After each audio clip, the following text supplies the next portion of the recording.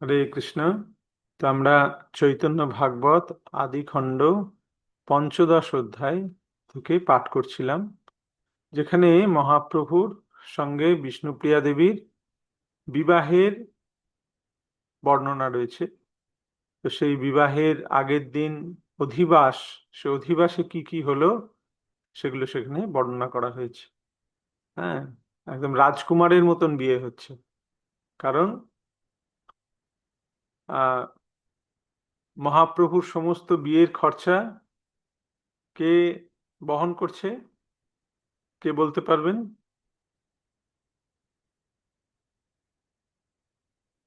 সমস্ত খরচা কে দিচ্ছে? বুদ্ধিমন্ত খান। হ্যাঁ, বুদ্ধিমন্ত খান। কারণ তিনি খুব ধনী। ঠিক আছে। আর যে মেয়ে আহ বিষ্ণুপ্রিয়া, বিষ্ণুপ্রিয়া দেবীর বাবা রাজপণ্ডিত, তিনিও অত্যন্ত ধনী। তাই একদম খুব এর সঙ্গে ধুমধামের সঙ্গে বিবাহ হচ্ছে।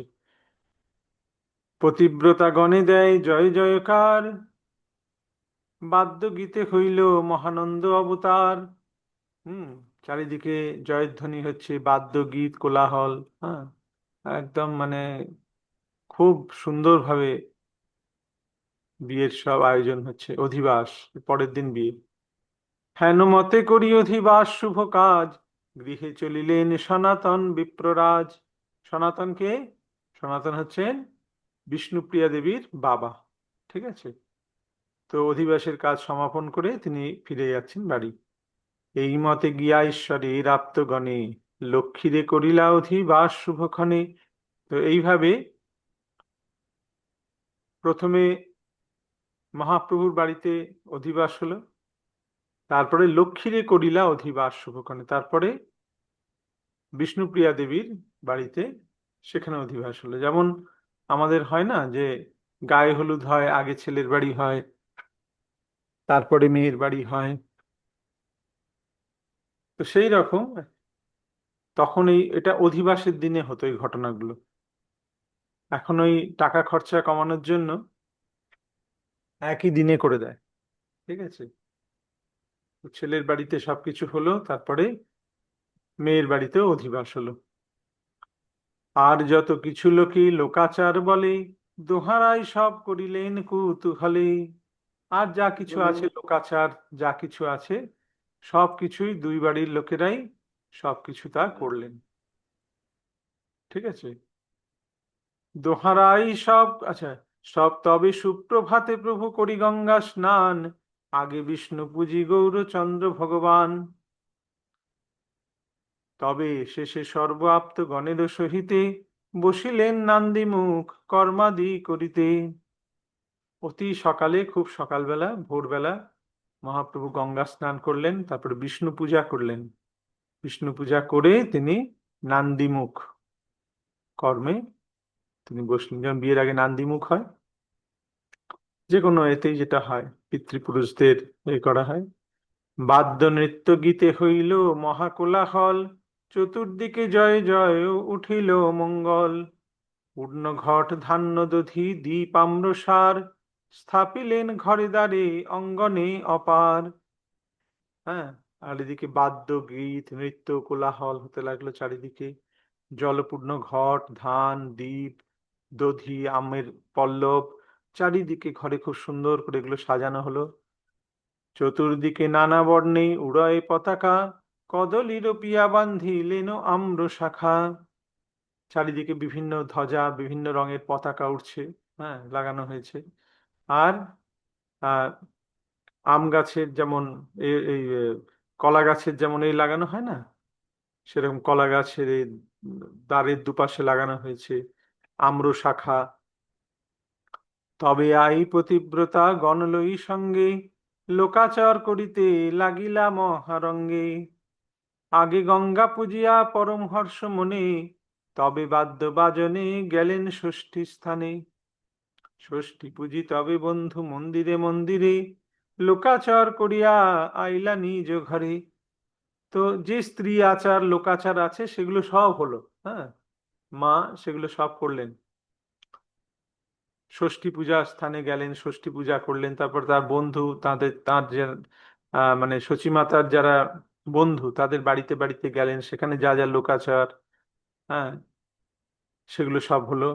তবে খই কলা তৈল তাম্বুল সিন্দুরে দিয়া দিয়া পূর্ণ করিলেন স্ত্রীগণেরে। হ্যাঁ, বলে না যে কি যাদের কি এও বলে না, তাদেরকে সব খই কলা তৈল তাম্বুল সিন্দুর এগুলো সব দিতে হয়, সেগুলো সব দিলেন। ঈশ্বর প্রভাবে দ্রব্য হইল অসংখ্যাত, সচিও সবারে দেন বার পাঁচ সাত। আর ঈশ্বরের প্রভাবে অঢেল জিনিস, হ্যাঁ, সচিমাতা এক একজনকে পাঁচ সাত বার করে জিনিস দিচ্ছে। তৈলে স্নান করিলেন সর্বনারীগণে, হেন নাহি পরিপূর্ণ নহিল যে মনে। হ্যাঁ, এত তেল সিঁদুর এত কিছু দেয়া হলো যে যে তারা সব মানে তেলে যে স্নান করে গেল এরকম। এই মতো মহানন্দ লক্ষ্মীর ভবনে, লক্ষ্মীর জনক করিলেন হর্ষমনে, লক্ষ্মীর জননী করিলেন হর্ষমনে। এইভাবে বিষ্ণুপ্রিয়া দেবীর বাড়িতেও এইরকম আচার আচরণ হতে লাগলো। আর বিষ্ণুপ্রিয়া দেবীর মাও এইরকম ভাবে সমস্ত স্ত্রী আচার করলেন। শ্রীরাজ পণ্ডিত অতি চিত্তের উল্লাসে, সর্বস্ব নিক্ষেপ করি মহানন্দে ভাসে। আর রাজপণ্ডিত খুশিতে সব কিছু দিয়ে দিচ্ছে সকলকে একদম, হ্যাঁ, এইরম জামাই হবে বিশ্বম্ভরের মতো। সর্ববিধি কর্ম করি শ্রী গৌর সুন্দর, বসিলেন খানিক হইয়া অবসর। সমস্ত বিধি কর্ম করে মহাপ্রভু একটু অবসরে বসলেন। তবে সব ব্রাহ্মণের ভোজ্য বস্ত্র দিয়া, করিলেন সন্তোষ পরম নম্র হইয়া। সমস্ত ব্রাহ্মণদের তাদের সব ভোজ্য বস্তু মানে খাওয়ার জিনিস বস্ত্র এসব দান করে মহাপ্রভু অত্যন্ত নম্র হয়ে সন্তোষ লাভ করলেন, খুব নরম হয়ে তাদেরকে সব দান করলেন। যে যে মত পাত্র যার যোগ্য যেন দান, সেই মতো করিলেন সবারে সম্মান। মহাপ্রীতি আশীর্বাদ করি বিপ্রগণ, গৃহে চলিলেন সবে করিতে ভোজন। যার যেরকম যোগ্য তাকে সেই রকম সম্মান প্রদর্শন করলেন। হুম।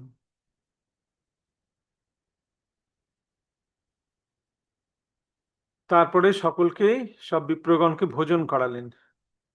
অপরাহ্ন বেলা আসি লাগিল হইতে, সবাই প্রভুর বেশ লাগিলা করিতে। এবার বিকাল হয়ে এসেছে।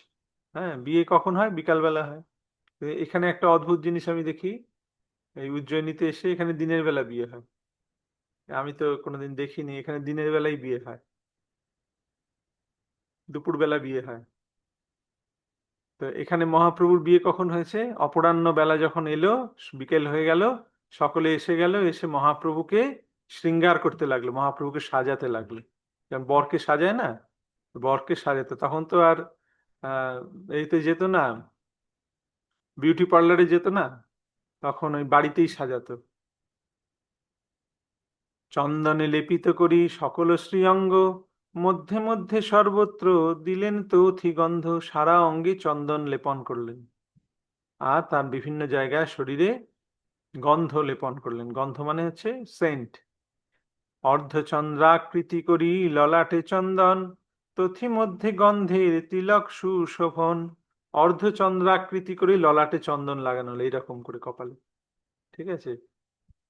আর তার মাঝখানে সুগন্ধির তিলক করা হলো, ঠিক আছে। অদ্ভুত মুকুট শোভে শ্রী শির উপর, সুগন্ধি মালায় পূর্ণ হইল কলেবর। মাথার ওপর সুন্দর সুন্দর সুন্দর মুকুট মহাপ্রভুর, যেটাকে আমরা বাংলায় বলি টোপর। তো তখন তো অভাব ছিল না, মহাপ্রভুর তো কিছু অভাব ছিল না, তিনি সোলার মুকুট পরবেন কেন? তিনি অদ্ভুত মুকুট পরেছেন, ঠিক আছে। সুগন্ধি মালায় পূর্ণ হইল কলেবর, আর তাকে অনেক মালা পরানো হয়েছে। দিব্য সূক্ষ্ম পীতবস্ত্র ত্রিকচ্ছ বিধানে, পরাইয়া কজ্জল দিলেন শ্রী নয়নে। দিব্য বস্ত্র মহাপ্রভু পরিধান করেছেন, হ্যাঁ, আর তার চোখে কাজল দিয়ে তার চোখটাকে সুন্দর করে করা হয়েছে। ধান্য ধান্য দুর্বা সূত্র করে করিয়া বন্ধন, ধরিতে দিলেন রম্ভা মঞ্জরি দর্পণ। ধান দুর্বা সূত্র এগুলো সব হাতে বেঁধে দিয়েছে মহাপ্রভু, আর হাতে একটা দর্পণ দিয়েছে, একটা আয়না। সুবর্ণ কুণ্ডল দুই শ্রুতিমূলে দোলে, নানা রত্ন হার বান্ধিলেন বাহুমূলে। কানে, দুই কানে কুণ্ডল ঝুলছে, সোনার কুণ্ডল। হ্যাঁ, নানা রত্নহার বান্ধিলেন বাহুমূলের, হাতে বিভিন্ন রকমের রত্নহার, তার বাজুবন্ধ হয়ে তার সবকিছু বাঁধা হলো। এই মতো যে যে শোভা করে যে যে অঙ্গে, সকল ঘটনা সবে করিলেন রঙ্গে। ঈশ্বরের মূর্তি দেখি যত নরনারী, মুগ্ধ হইলেন সবে আপনা পাশরি। মহাপ্রভুর এইরকম দিব্য রূপ দর্শন করে সমস্ত নরনারী তারা মুগ্ধ হয়ে গেছেন। হ্যাঁ,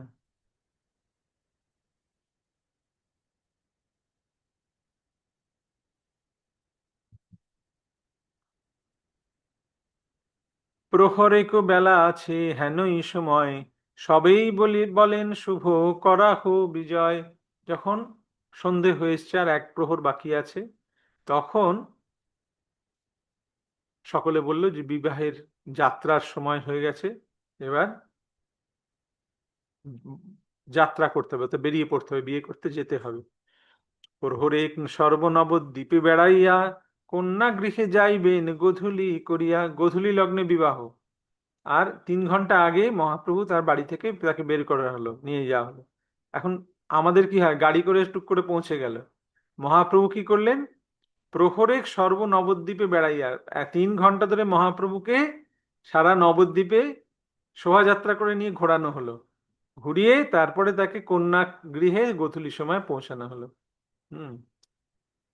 তবে দিব্য দোলা করি বুদ্ধিমন্ত খান, হরি সে আনিয়া করিলেন উপস্থান। বুদ্ধিমন্ত খান একটা সুন্দর দোলা, দিব্য দোলা একদম, যাকে বলে পালকি, ঠিক আছে, সেইটা তৈরি করিয়েছেন, সেটা নিয়ে এসে উপস্থিত হলেন। বাদ্যগীতে উঠিল পরম কোলাহল, বিপ্রগণে করে বেদধ্বনি সুমঙ্গল। ভাটগণে পড়িতে লাগিলা রায়বার, সর্বদিকে হইল আনন্দ অবতার। যারা বিপ্র তারা বেদধ্বনি উচ্চারণ করছে, মানে বেদের মন্ত্র উচ্চারণ করছে, স্তুতি করছে। যারা ভাট তারা তাদের সব কাজ যেগুলো আছে সেগুলো করছে। সর্বদিকে হইল আনন্দ অবতার, যেন বাড়িতে যেন আনন্দের অবতার হয়ে গেছে, আনন্দ সাক্ষাৎ আনন্দ এসে উপস্থিত হয়েছে। তবে প্রভু জননীরে প্রদক্ষিণ করি, বিপ্রগণে নমস্করি বহুমান্য করি। দোলায় বসিলা শ্রী গৌরাঙ্গ মহাশয়, সর্বদিকে উঠিল মঙ্গল জয় জয়। তবে প্রভু জননীরে প্রদক্ষিণ করি, মাকে প্রদক্ষিণ করলেন মহাপ্রভু, বিপ্রগণকে নমস্কার করলেন বহু মান্য করি, তারপরে দোলায় চড়লেন মহাপ্রভু। নারীগণে দিতে লাগিলেন জয়কার, শুভধ্বনি বিনা কোনো দিকে না হিয়ার। আর যারা নারীগণ রয়েছে তারা সকলে জয় জয় দিচ্ছে, শুভধ্বনি করছে, আছে উলুধ্বনি করছে। প্রথমে বিজয় করিলেন গঙ্গা তীরে, অর্ধচন্দ্র দেখিলেন শিরের উপরে। সহস্র সহস্র দ্বীপ লাগিল জ্বলিতে, নানাবিধ বাজি সব লাগিল করিতে। হ্যাঁ, প্রথমে তার শোভাযাত্রা নিয়ে গঙ্গার তীরে যাওয়া হলো, সেখানে গিয়ে মহাপ্রভু চন্দ্র দর্শন করলেন, অর্ধেকটা চন্দ্র। তিথিটা কি জানি না, অর্ধচন্দ্র মানে অষ্টমী কি সপ্তমী জানি না, তো অর্ধচন্দ্র দেখলেন, মাথার উপরে অর্ধচন্দ্র এসে গেছে।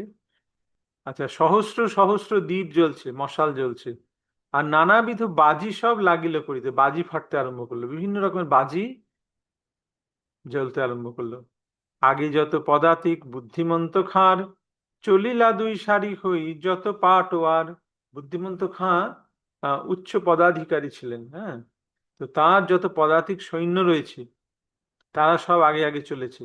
হ্যাঁ, দুটো দিকে সারি করে একদম যাচ্ছে। নানা বর্ণে পতাকা চলিল তার পাছে, বিদূষক সকল চলিলা নানা কাছে। তারা সব হাতে পতাকা নিয়ে, ঝান্ডা নিয়ে চলেছে, একদম শোভাযাত্রা একদম। হুম। আর বিদূষক মানে যারা হাসায়, তারা বিভিন্ন রকম সেজেছে, কাছে মানে হচ্ছে বিভিন্ন রকমের আহ মানে ড্রেস পরেছে, ঠিক আছে, সেইরকম পরে তারা হাসাচ্ছে লোককে। নর্তক বা না জানি কতেক সম্প্রদায়, পরম উল্লাসে দিব্য নৃত্য করি যায়। আর কত সম্প্রদায়ের যে নর্তক রয়েছে তার কোনো ঠিক নেই, তারা বিভিন্ন রকমের নৃত্য করছে। জয় ঢাক বীর ঢাক মৃদঙ্গ কাহাল পটহ দগড় শঙ্খ বংশী করতাল বরঙ্গ সিংহা পঞ্চশব্দী বাদ্য বাজে যত কে লিখিবে বাদ্য ভাণ্ড বাজি যায় কত, কত রকমের যে বাদ্য বাজছে তার কে বলবে, কত লিখবে। জয় ঢাক বীর ঢাক মৃদঙ্গ কাহাল পটহ দগড়, এগুলো কি আমরা জানি না, দগড় কি জিনিস জানি না, তো এগুলো বাজছে সব।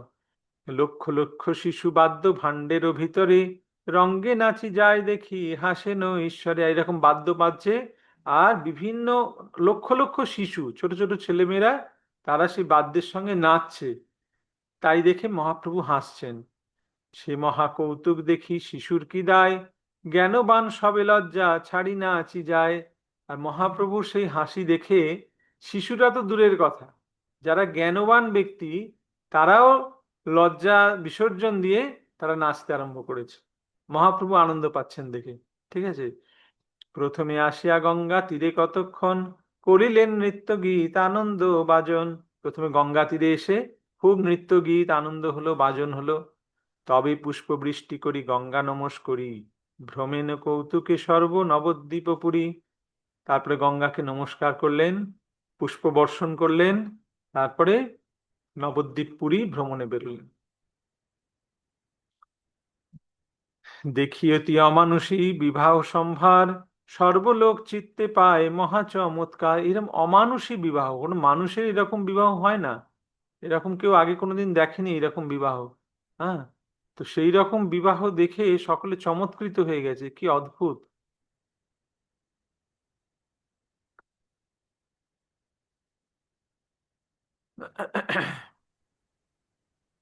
হরে বড় কৃষ্ণ প্রভু।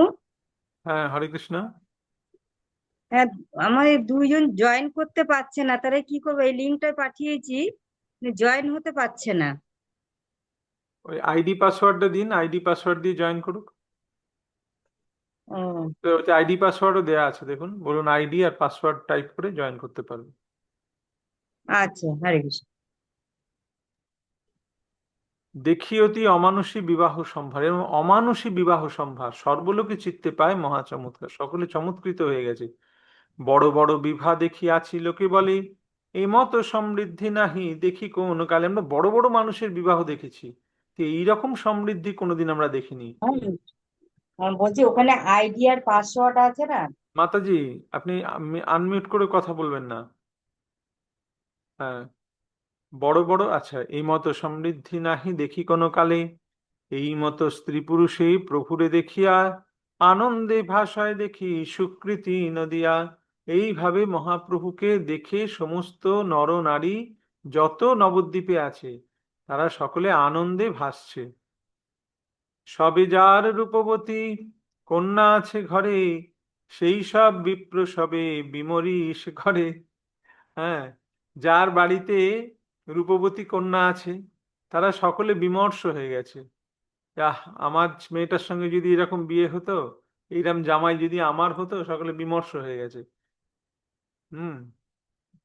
হেন বরে কন্যা নাহি পারিলাং দিতে, আপনার ভাগ্য নাহি হইবে কে মতে। এইরকম বরে আমার কন্যা দিতে পারলাম না, আমার ভাগ্যই খারাপ, কি করে হবে এরকম ভাগ্য, তারা আক্ষেপ করছে। নবদ্বীপ বাসীর চরণে নমস্কার, এসব আনন্দ দেখি বারে শক্তি যার। নবদ্বীপ বাসীর চরণে নমস্কার, যারা এইসব আনন্দ লীলা দর্শন করেছে। এই মতো রঙ্গে প্রভু নগরে নগরে ভ্রমেন কৌতুকে সর্ব নবদ্বীপপুরে। যেমন শোভাযাত্রা করে ঠাকুর নিয়ে যায়, সেরকম ভগবানকে ওরকম ভাবে পালকি করে নিয়ে সারা নবদ্বীপে ঘোরানো হচ্ছে। উনি বিয়ে করতে যাবেন, তো বিয়ে করতে ডাইরেক্ট না নিয়ে গিয়ে সারা নবদ্বীপে আগে তাকে ঘোরানো হচ্ছে। ভ্রমেন কৌতুকে সর্ব নবদ্বীপপুরে। গোধূলি সময় আসি প্রবেশ হইতে আইলেন রাজপণ্ডিতের মন্দিরেতে। যখন গোধূলির সময় হলো, তখন রাজপণ্ডিতের মন্দিরে মহাপ্রভু এসে উপস্থিত হলেন। মহাজয় জয়কার লাগিল হইতে, দুই বাদ্য ভাণ্ড বাদে লাগিল বাজিতে। মহাজয়ধ্বনি হলো, আর খুব বাজনা বাজছে। হুম।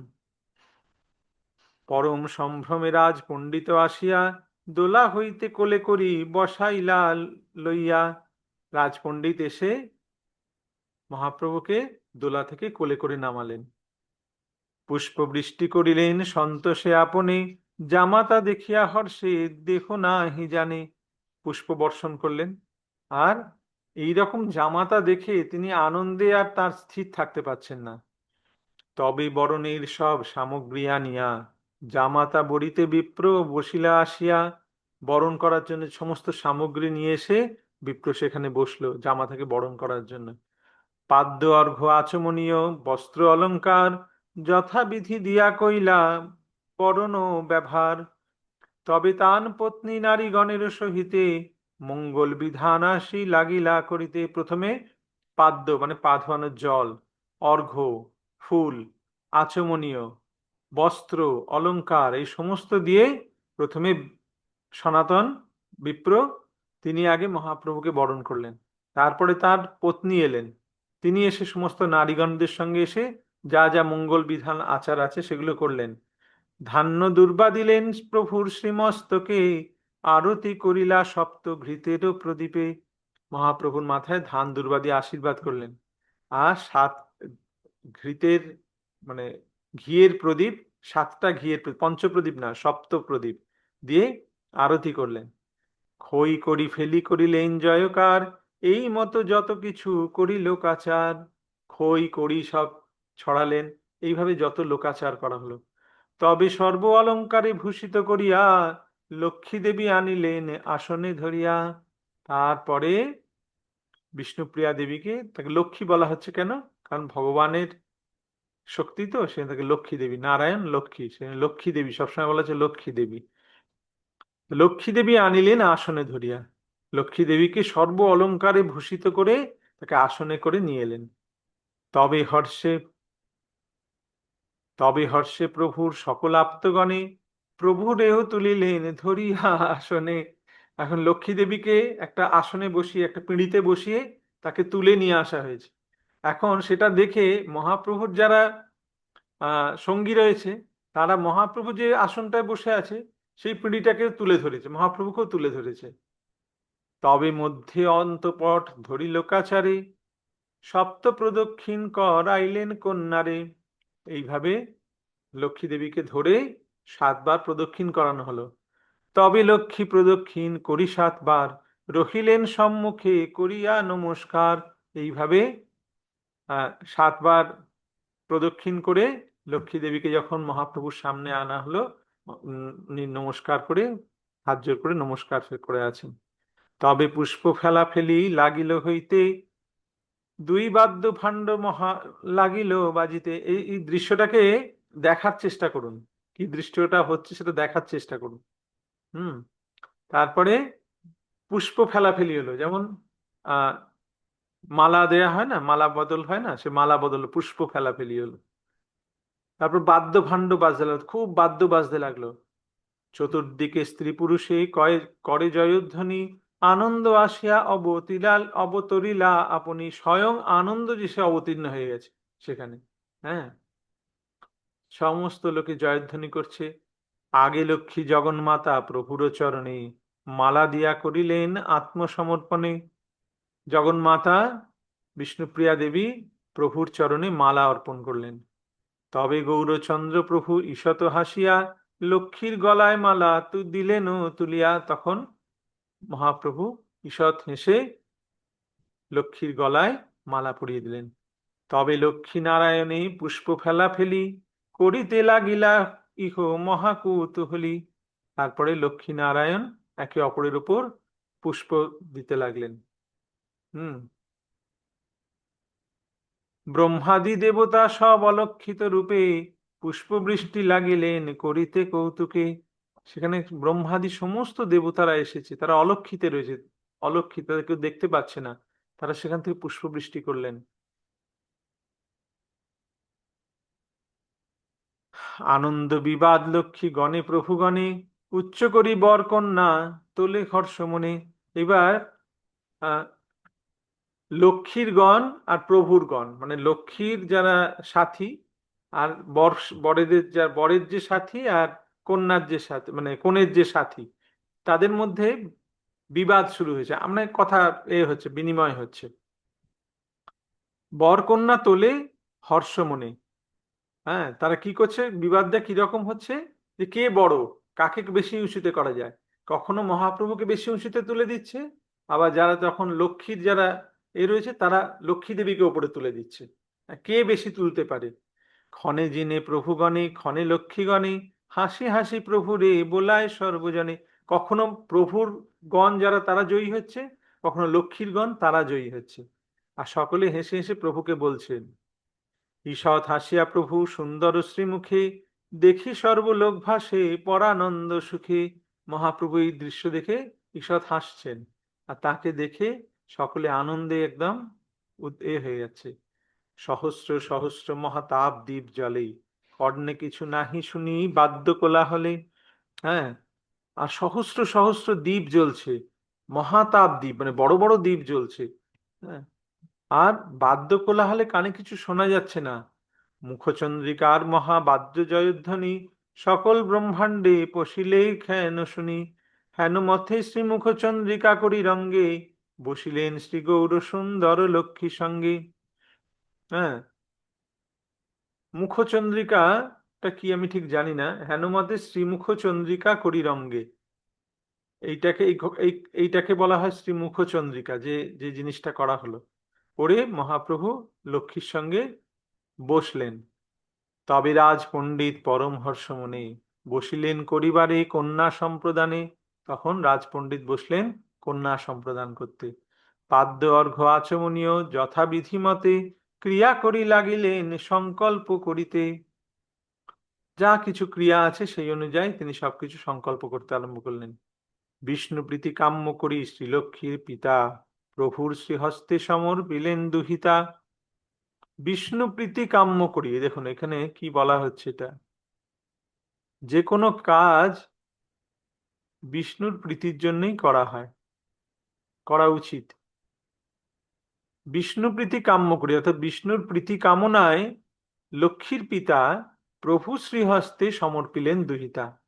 প্রভুর হস্তে অর্থাৎ কন্যা সম্প্রদান করার সময় তার উদ্দেশ্য হচ্ছে বিষ্ণুর প্রীতি কামনা। তবে দিব্য ধেনুভূমি শয্যা দাসী দাস, অনেক যৌতুক দিয়া করিলা উল্লাস। গা দিল, গরু দিল, জমি দিল, শয্যা খাট বিছানা, হ্যাঁ, দাস দাসী, অনেক যৌতুক দিলেন। লক্ষ্মী বসাইলেন প্রভুর বাম ও পাশে, হোম কর্ম করিতে লাগিলা তবে শেষে। মহাপ্রভুর বাম পাশে বিষ্ণুপ্রিয়া দেবীকে বসানো হয়েছে। তারপরে যজ্ঞ হোম যজ্ঞ হতে আরম্ভ করলো। বিদাচার লোকাচার যত কিছু আছে, সব করি বর কন্যা ঘরে নীলাপ আছে। যা কিছু বেদাচার লোকাচার হলো সবকিছু হওয়ার পরে বিয়ে হয়ে গেল। বৈকুণ্ঠ হইল রাজ পণ্ডিত আবাসে, ভোজন করিতে যাই বসিলেন শেষে। তারপরে রাজপণ্ডিতের আবাস যেন বৈকুণ্ঠ হয়ে গেছে। হ্যাঁ, তারপরে খাওয়ার সময় এলো, ভোজন করিতে যাই বসিলেন শেষে। ভোজন করিয়া সুখী রাত্রি সুমঙ্গলে, লক্ষ্মী কৃষ্ণ একত্র রহিলা কুতূহলে। তারপরে মহাপ্রভু এবং বিষ্ণুপ্রিয়া দেবী তারা ভোজন করে তারা একসঙ্গে রইলেন। সনাতন পণ্ডিতের গোষ্ঠীর সহিতে, যে সুখ হইল তাহা কে পারে কহিতে। সনাতন পণ্ডিতের এই যে সুখ তা কে বলতে পারে। নগ্নজিৎ জনক ভীষ্মক জাম্বুবন্ত, পূর্বে তারা যেহেন হইলা ভাগ্যবন্ত। এরা সব হচ্ছে, জনক হচ্ছে সীতা দেবীর পিতা, ভীষ্মক হচ্ছে রুক্মিণী দেবীর পিতা, জাম্বুবন্ত মানে হচ্ছে জাম্বুবতীর পিতা। এরা সব ভগবানকে তাদের কন্যা দান করেছিলেন। তো রাজা নগ্নজিৎ, হ্যাঁ, তো এদের মতন ভাগ্যবন্তকে সনাতন পণ্ডিত। সেই ভাগ্যে এবে গোষ্ঠী সহ সনাতন, পাইলেন পূর্ব বিষ্ণু সেবারও কারণ। সেই ভাগ্যে এই সনাতন পূর্বে বিষ্ণু সেবার কারণ, সেই ভাগ্য এখন লাভ করেছেন। তবে রাত্রি প্রভাতে যে ছিল লোকাচার, সকল করিলা সর্বভুবনের সার। রাত্রির প্রভাত হয়ে গেল যখন, তখন যে সমস্ত লোকাচার আছে সেগুলো করলেন। করার কে করলেন? সর্বভুবনের সার অর্থাৎ স্বয়ং ভগবান। অপরাহ্নে গৃহে আসি বারে হইল কাল, বাদ্যগীত নৃত্য হইতে লাগিলা বিশাল। পরের দিন সকালবেলা হয়ে গেল, সেদিন বিকাল বেলা মহাপ্রভু এবার অপরাহ্নে নিজের বাড়ি যাওয়ার জন্য প্রস্থান করলেন। বাদ্যগীত নৃত্য হতে লাগলো। চতুর্দিকে জয়ধ্বনি লাগিলা হইতে, নারীগণ জয়কার লাগিলেন দিতে, বিপ্রগণ আশীর্বাদ লাগিলা করিতে, যাত্রাযোগ্য শ্লোক সবে পড়িলা লাগিলা পড়িতে। ঢাক পটহোসানাই বড়ঙ্গ করতাল, অন্য অন্যে বাদ করে বাজায় বিশাল। তো সকলে জয়ধ্বনি করছে, বিপ্রগণ আশীর্বাদ করছে। যার যাত্রাযোগ্য শ্লোক, যাত্রার জন্য যে সমস্ত শ্লোক আছে সেই সমস্ত শ্লোক স্তুতি করা হচ্ছে। ঢাক পটহ সানাই বড়ঙ্গ করতাল, এরা সব একে অপরের সঙ্গে যেন লড়াই করছে এমন ভাবে বাজছে। হুম। তো আজকে আমরা এই পর্যন্ত পাঠ করলাম যে মহাপ্রভু বিবাহ সম্পন্ন করে নিজ গৃহে প্রত্যাবর্তনের উদ্যোগ। কালকে এরপর থেকে আমরা আবার পড়ব যে মহাপ্রভু যখন বাড়িতে এসে পৌঁছালেন সেখানে কি হলো, মানে কত ডিটেলস বর্ণনা রয়েছে, প্রতিটা ঘটনার বর্ণনা দিয়ে এখানে এই বলা হচ্ছে, তাই না? হরে কৃষ্ণ।